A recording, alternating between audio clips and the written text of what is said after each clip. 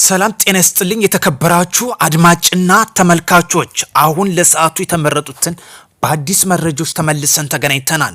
በቅድሚያም ወደ መረጥነው መረጃችን ቀጥታ ስናልፍ አሁን የወጣ የሚገኝ የሜጀር ጀነራል ውባንተ አባተ ብርጌድ ብለው በሚጠሩት ዋና ክንፍ በመሆን የሚያገለግለው ጆሲ የሚሉት እርምጃ ተወስዶበት ተሸኝቷል። እሱን ጉዳይ በማስቀደም የምንጀምር ይሆናል። እንዲሁም በሰሜን ወሎ ዞን ጫካ የነበሩ የመንግስት የሰላም ጥሪ የተቀበሉ አሉ፣ ስለ ቀይ ባህር የደግፉ ሀገራት አሉ። እነዚህን ጉዳዮች የምንዳስስ ይሆናል። አዲስ የሆናችሁ ሰብስክራይብ፣ ላይክ፣ ሼር ማድረጋችሁን እንዳትረሱ። ከዚህ ጋር አያይዘን ውድ ቻናል ቤተሰብ ተከታታዮች ወደ ጉዳያችን ቀጥታ ስናመራ የሜጀር ጄኔራል ውባንተ አባተ ብርጌድ ዋና መሪ በመሆን ሲሰራ የነበረው ጆሲ ወይም ዮሲፍ እያሉ የሚጠሩት ገብርዬ እያሉ የሚጠሩት መንግስት ሕግ የማስከበር ዘመቻ በወሰደው ጫንድባ ተብሎ በሚታወቀው ግንባር ላይ እስከ መጨረሻው እስከ አጃቢዎቹ ተሸኝቷል ማለት ነው። በዚህም እንግዲህ ሙሾ እያወጡ ይገኛሉ።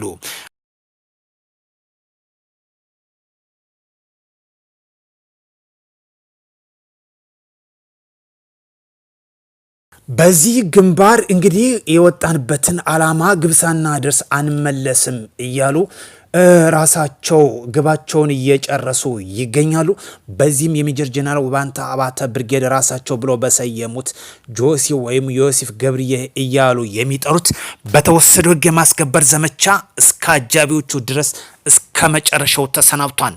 ቀሪ ወንድሞችም ከዚህ ትምህርት በመወሰድ መንግስት ያቀርበላችሁን የሰላም አማራጭ እንድትጠቀሙበት መልእክታችን ማስተላለፍ እንፈልጋለን። ከዚህ ጋር በተያያዘ ወደ ሌላኛው ጉዳያችን ስናመራ መንግስት ያቀርበላችሁን የሰላም አማራጭ የተቀበሉ ወንድሞች በምህረት የመንግስት አማራጭ ተቀብለው ገብተዋል። በሰሜን ወሎ ዞን ጫካ ታጥቆ ሲንቀሳቀሱ የነበሩት በዛሬው ዕለት እስከ ሙሉ ትጥቃቸው የመንግስት ያቀርበላችሁን የሰላም አማራጭ ተጠቅመውበታል።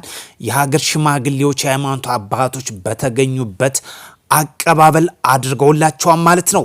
ስለዚህ ሰላም ይቅደም፣ ዘረኝነትና ጽንፈኝነት ይውደም።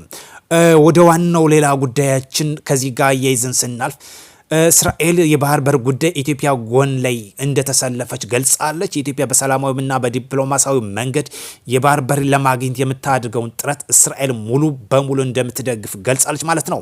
የጣሊያን ባህር ኃይል ከኢትዮጵያ አቻቸው ጋር በጋራ ለመስራት መፈራረሙ ሌላኛው ጉዳይ ተገልጿል። በጂኦ20 ስብሰባ ላይ የኢትዮጵያ በርካታ ዲፕሎማሲ ስራዎችን እየከነወነች እንደምትገኝ እንዲሁም ተጽዕኖ ፈጣሪ ያሳየችበት መድረክ አንዱ መሆኑ ተገልጿል።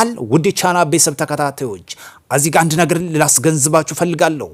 በዲፕሎማሲ ኢትዮጵያ ቀዳሚውን ቦታ በምስራቅ አፍሪካ ትይዛለች። ኢሳያስ ከሽብርተኝነት ውጭ አንድም የሰራው ነገር የለም። ይህ ዓለም ያወቀው ጉዳይ ነው። በዚህም ደግሞ ሁላችን የምንመለከተው ጉዳይ ነው። እስራኤል፣ አሜሪካ፣ ጣሊያን፣ ፈረንሳይ፣ ሩሲያና ደቡብ አፍሪካ የኢትዮጵያ ቀይ ባህር ጥያቄ በይፋ ደግፈዋል። በጂኦ20 በተካሄደው ስብሰባም ኢትዮጵያ እንግዲህ ከፍተኛ ዲፕሎማሲ በመስራትም ትልቁን ቦታ ይዛ በምስራቅ አፍሪካ ተደማጭነቷም እያየለ የመጣበት ሁኔታ ነው። ኢሳያስ ከምስራቅ አፍሪካ አምባገነኑና አሸባሪው ከመሆን ውጭ አንድም ዲፕሎማሲ የሰራው አለመኖሩ ይታወቃል። ሌላኛው ጉዳይ የኢትዮጵያ የአሜሪካ በአፍሪካ ቀንድ ሰላምና መረጋጋት ለማረጋገጥ የሚያስችለው ጉዳዮች ዙሪያ መክረዋል። የአሜሪካ በአፍሪካ እዝ አዛዥ ጄኔራል ዳቪን አየር ኤም አንደርሰን የተመረካ ልኡካን ከፌዴራል ጦር ኃይሎች ጠቅላይ ኢታማዦር ሹም ፊልድ ማርሻል ብርሃኑ ጁላ ጋር ተወያይተዋል። በውይይቱም በአፍሪካ ቀንድ ሰላምና መረጋጋት ለመፍጠር በቀጠናው ሀገራት በትብብር መስራት እንዳለባቸው ተመላክተዋል።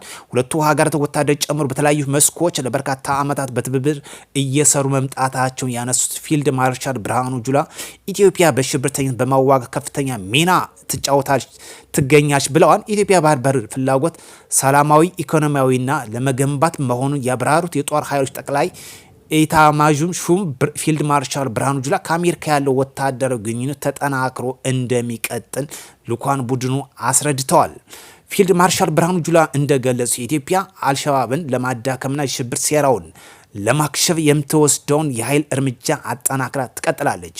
ኢትዮጵያ በቀጠናው ጸጥታ ለማስፈን እየተጫወተች ያለችውን ሚና ያደነቁት የአሜሪካ የአፍሪካ እዝ አዛዥ ጄኔራል ዳቪድ አርኤም አንደርሰን ሽብርተኝነት በጋራ የመዋጋት ስራችን አጠናክረን እንቀጥላለን ብለዋል። ስለዚህ ኢትዮጵያ ከባህር በር ጋር ያላት ቁርኝነትን በይፋ መደገፉ አጨምረው አክለው ገልጿል ማለት ነው። ስለዚህ የባህር በር ጉዳይ ጠላቶች እንዳሰቡት እንዳልሆነ ሊወቁልን ስንል በዚህ ድምፅኛም አስተጋብተናል ማለት ነው። ኢትዮጵያ የባህር በር ጉዳይ በዲፕሎማሲያዊ ነው። ከዚህ ጋር አያይዘን ከምንገልጸው የኡጋንዳ የባህር በር ጉዳይ ከኬንያ ጠይቆ የኬንያ መንግስት ደግሞ ይፋዊ እንግዲህ ምላሽ ሰጧን። እንግዲህ በሰለጠነ መንገድ እንደሚሰጥ ቃል ገብቷል ማለት ነው። ኢሳያስ ግን ሽብርተኝነት የግመል መሽኛ ከማድረግ ውጭ ለምንም አይጠቀምበት። በሁለቱ አገራት እጅግ ኢኮኖሚ ተጠቃሚነት ከሚሆኑት አንዱ የኤርትራና የኢትዮጵያ ህዝብ ነው። ለዚህ ደግሞ እንግዲህ ቆልፎ አልተጠቀመ አያስጠቅም እጅግ አምባገነን ለራሱ ለሀገሩ ራሱም የማይበጅ መንግስት ነው። ይህ ደግሞ ዓለም ያወቀው ጉዳይ ነው። በዲፕሎማሲያዊና በህጋዊ መንገድ ወደ እጃችን የምናስገባበት ሂደት ሩቅ አለመሆኑ አንዱ ማሳያ መንገድ ነው። ውድ ቻናል ቤተሰብ ተከታታዮች አዲሱን ሰብስክራይብ፣ ቤተሰቦች ላይክ፣ ሼር ማድረጋችሁን እንዳትረሱ። ጽንፍ የያዛችሁ ተመለሱ። የሜጀር ጀነራል ውባንተ አባተ ብርጌድ ብላችሁ ከሰየማችሁት አንዱ መሪና አባል አመራር የነበረው በዛሬው ዕለት ቀንቶታን። ቀሪ ወንድሞችም ከዚህ ብትማሩ መልካም ነው እንላለን። በሌላ መረጃ ተመልሰን እስክንገናኝ ሰብስክራይብ በማድረግ ትጠብቁን ዘንድ በአክብሮት እንጠይቃለን።